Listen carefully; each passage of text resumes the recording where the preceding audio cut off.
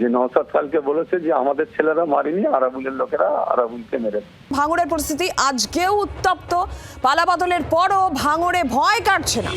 আজকেও আরাবুল ইসলামকে ঘিরে উত্তেজনার পরিস্থিতি তৈরি হয়। আরাবুল ইসলামের গাড়িতে হামলার অভিযোগ উঠছে। ভাঙড় ২ নম্বর পঞ্চায়েত সমিতিতে আরাবুল গেলে উত্তেজনা ছড়ায় এবং আরাবুল ইসলাম ভিতরে ঢোকার পর থেকেই বাইরে আইএসএফ কর্মী সমর্থকেরা জড়ো হতে থাকেন। একদম যে ছবি আপনারা দেখতে পাচ্ছেন,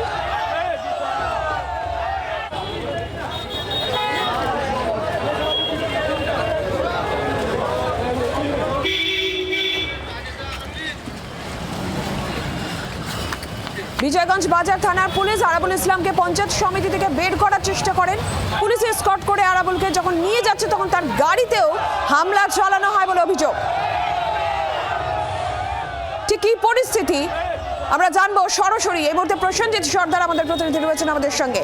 প্রসেনজিৎ, ঠিক কি ঘটনা, কি ঘটেছে আজকে, কেন উত্তেজনার পরিস্থিতি তৈরি হলো?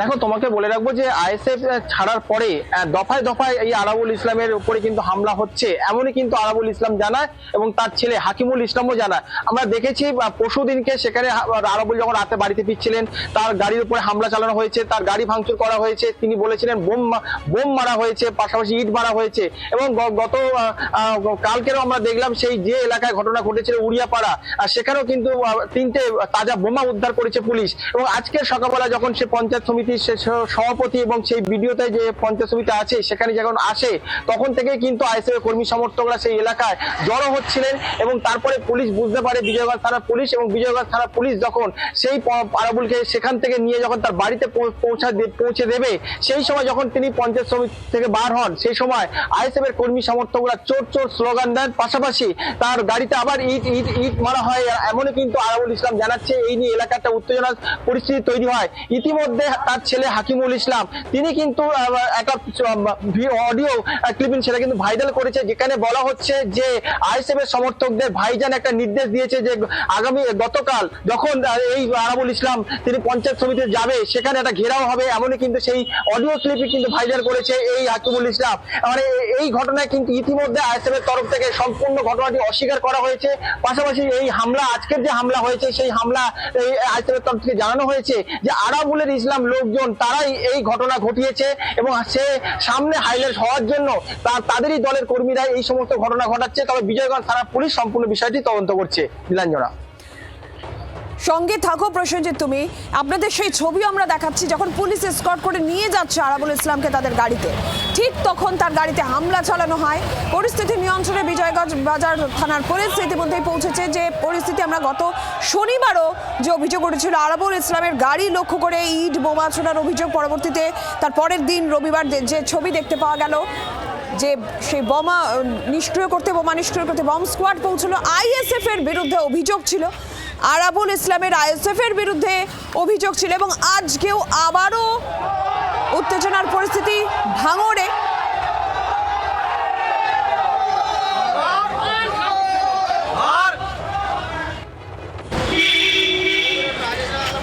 আজকে ভাঙড় ২ নম্বর পঞ্চায়েত সমিতিতে আরাবুল ইসলাম যখন যায় তারপরেই একেবারে উত্তেজনার পরিস্থিতি।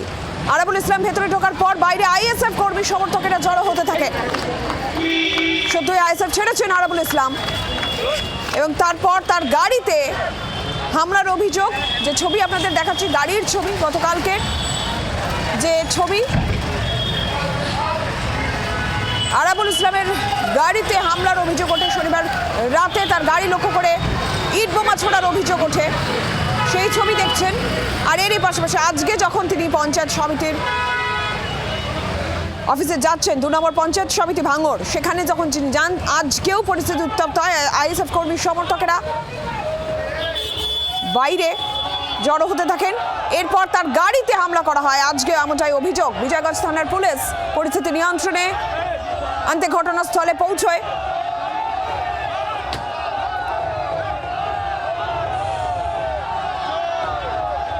প্রসেনজিৎ, যেমনটা আমরা শনিবারও দেখেছিলাম আইএসএফ এর বিরুদ্ধে অভিযোগ ছিল, আজকে আইএসএফ কর্মী সমর্থকেরা জড়োও হয়েছেন পঞ্চায়েত সমিতির অফিসের বাইরে। আইএসএফ এর ঠিক কি বক্তব্য?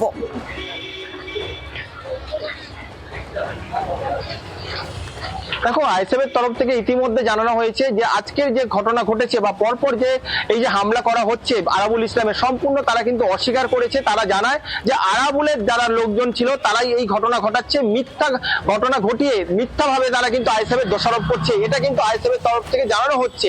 ইতিমধ্যে আজকের যে ঘটনা হলো, চোর চোর স্লোগান, আবারও আরাবুলের গাড়ির উপর হামলা, ইট পার্কে ছোড়া হলো, সেখানে বিজয়গঞ্জ থানার পুলিশ থাকা সত্ত্বেও এই ঘটনা ঘটলো। এলাকা যথেষ্ট উত্তেজনা ছিল, তারপরেও কিন্তু আইএসএফ এর যে অভিযোগ করা হচ্ছে আরাবুলের তরফ থেকে, সম্পূর্ণ অভিযোগ কিন্তু অস্বীকার করা হয়েছে। তুমি জানো যে গতকালকেই বলা যেতে পারে নওশাদ সিদ্দিকী এই বিষয়ে মুখ খুলেছেন, তিনি পরিষ্কার জানিয়েছেন যে তিনি আইএসএফ দলটি করতেন এবং আইএসএফ থেকে যখন তৃণমূল এসেছেন, তৃণমূলের যার সাথে বেশি শত্রুতা ছিল সেই তৃণমূল নেতা তার খৈরুল ইসলাম, তার সাথে তিনি একই সাথে পথ চলছেন, তার দলের থেকে হয়তো তাকে হামলা চালাচ্ছে, এমনই কিন্তু মন্তব্য করেছেন। পাশাপাশি তিনি আরো জানান সমিতির অফিসের বাইরে আইএসএফ কর্মী সমর্থকেরা জড়ো হয়েছিলেন, সেটা কেন জড়ো হয়েছিলেন কিছু জানাচ্ছেন তারা?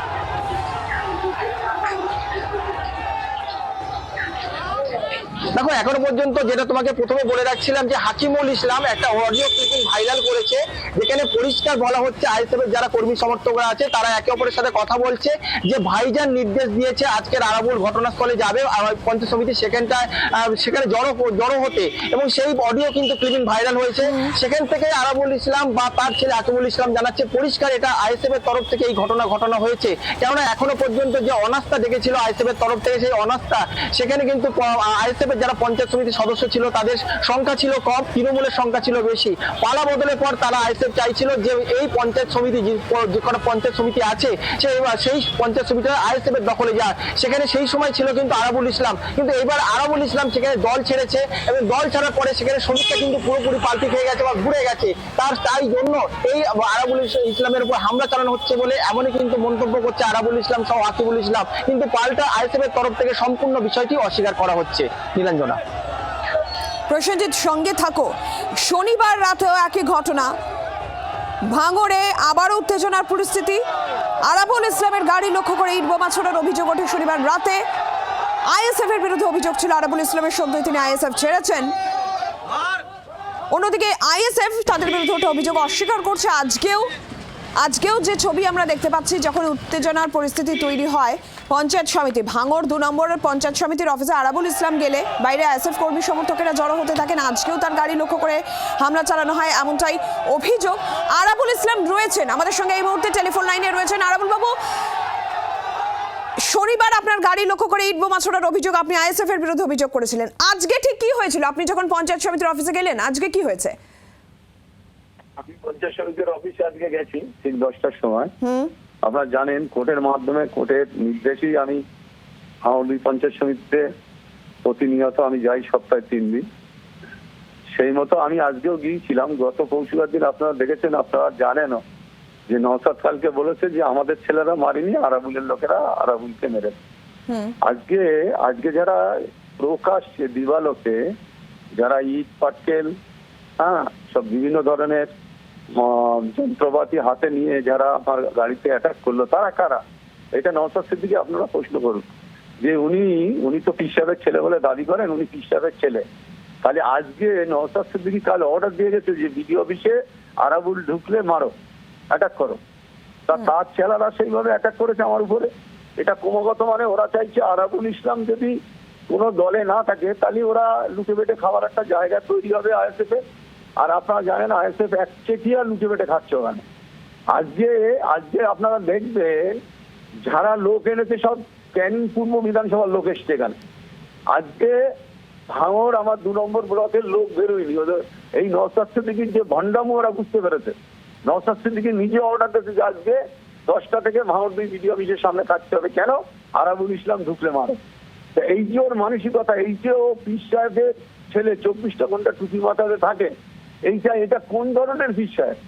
আর এটা কোন ধরনের? আজকে যারা ফুরফুরার মানুষ আজকে লজ্জিত, মাথা হ্যাট হয়ে যাচ্ছে ফুরফুরার মানুষের। আপনাকে টার্গেট করা হচ্ছে, আইএসএফ টার্গেট করছে বলে আপনি কেন মনে করছেন? বুঝতে পেরেছে যে আরাবুলকে না আটকাতে পারলে এখানে আইএসএফ এর ক্ষতি হবে, তাই ওরা আমার ভয় পাচ্ছে। এটা ভয় পেয়ে আতঙ্কে এইসব করে বেড়াচ্ছে। গত পরশু অ্যাটাক করতে পারে, আজকের কারোর হিম্মত আছে যে অ্যাটাক করতে পারে? পুলিশ দাঁড়িয়ে রয়েছে, পুলিশের সামনে আমাকে অ্যাটাক করা হচ্ছে। এই ধরনের চক্রান্ত যদি বন্ধ না হয় আগামী দিনে আমাদের রাস্তায় নামতে হবে। আমি মাননীয় মুখ্যমন্ত্রীর কাছে আবেদন রাখবো যে অবিলম্বে এই ভাঙড়ে গুন্ডা রাজটা বন্ধ করতে হবে। এই গুন্ডামু, এই মোস্তানি, এই নওশাদ সিদ্দিকীর নির্দেশে এই বারবার মানুষের উপরে আক্রমণ, নেতাদের উপরে আক্রমণ, এটা যদি অবিলম্বে বন্ধ করতে হয়, আমি মুখ্যমন্ত্রীর কাছে অনুরোধ রাখবো যে অবিলম্বে এই যারা গুন্ডা, যারা মোস্তান, যারা বারবার ধরে আমার উপরে আক্রমণ করছে, তাদের অবিলম্বে অ্যারেস্টের দাবি করছি। ধন্যবাদ আপনাকে। বাংলার আওয়াজ, বাঙালির আবেগ, জি 24 ঘন্টা।